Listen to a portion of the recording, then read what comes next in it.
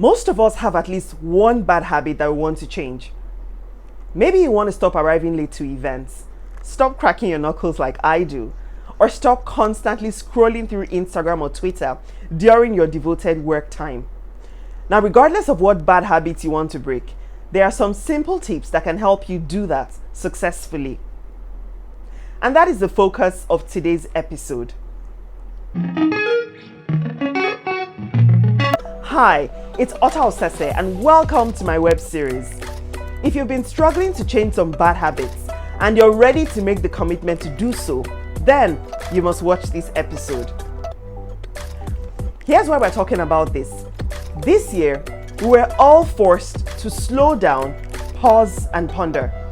Although it can be discouraging, we also have an opportunity to work on coming out of this stronger than ever before. And what better place to start than with our habits? According to a 2006 study by David Neal and others of Duke University, about 45% of what we do in a day is controlled by habits. But for most people, changing habits is difficult, and I can relate. That being said, here are 5 simple steps to help you change your bad habits permanently. Step 1 is focus on who you are and who you want to be. If you work on your identity and beliefs about yourself, it is much more likely that you will change your negative habits and make the changes stick. For instance, if you want to be consistent or efficient or compassionate to yourself and others, or a better listener, or perhaps all of them combined, ask yourself this: who do I want to be and why? Then pick one part of your identity that you want to focus on and get to work. But make it clear to yourself who you are and who you want to be before making any changes to your life. Let's say you want to lose 10 kg because you want to be more fit. Now, losing 10 kg alone doesn't necessarily make you more fit, because there's nothing about losing 10 kg that guarantees you're not going to put the weight back on in a couple of weeks or months. However, if you work on transforming your mindset and your beliefs about yourself along the lines of who you are and who you want to be, the change is much more likely to stick. We have to behave differently to change our mindset and beliefs and to prove to ourselves that we are different from what we thought we were. Step 2 is change one bad habit at a time. Now notice I said one bad habit, just one. The reason is focusing on addressing one thing at a time is the key to sustained change. Trust me, for a long time to come, you'll reap the rewards of this strategy. On June 1st of this year, I began the habit of working out for at least 10 minutes every single evening. Nothing serious, just a bit of cardio, pilates, and body toning per time. Now, as a result of this one simple habit, my approach to eating and fitness was dramatically altered. I managed to go from 10 minutes daily when I just started to 30 minutes currently, and I lost most of my body's excess fats. And through the grace of God and without going crazy, I've managed to do it consistently. I'm now more mindful of my food portions and how my fitness habits have a long-term effect on my health.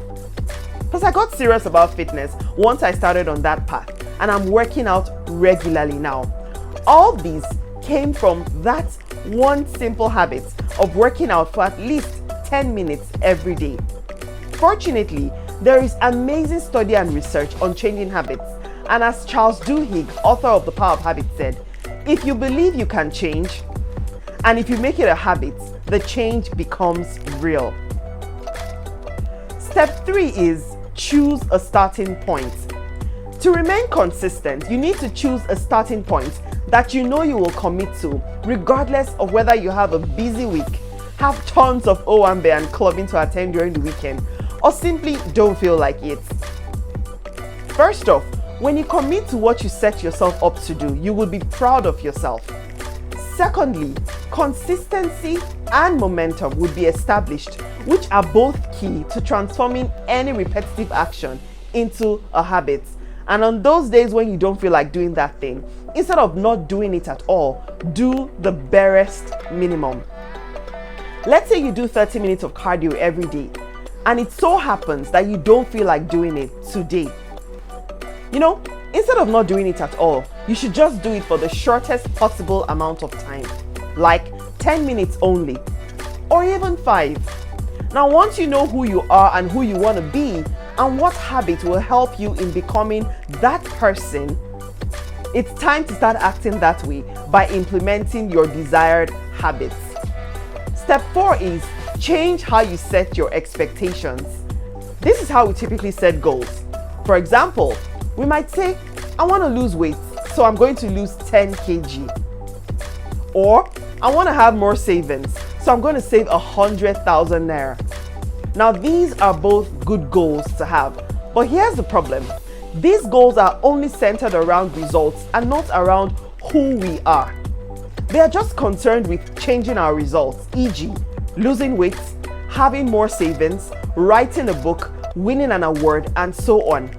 However, real and lasting change occurs when we set our goals or expectations based on who we are. This is when we really change our limiting beliefs, our perspectives, our image of ourselves, and our judgments concerning ourselves and others.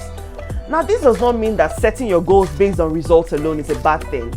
It's just that when you start approaching your goal setting by focusing on who you are and who you want to be, instead of what you want to achieve alone, you will build lasting habits aligned with your unique identity. So if we were to modify the earlier examples in light of how to make them work, they will go like this. You might say, I want to lose weight because I want to be the sort of person who is more active every day. And in the case of the second example, you might say, I want to have more savings because I want to be the type of person who has money aside specifically for myself.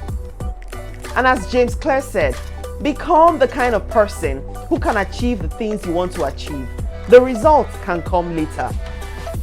Step 5 is create a strategy that works for you. Changing your bad habits permanently will not be easy.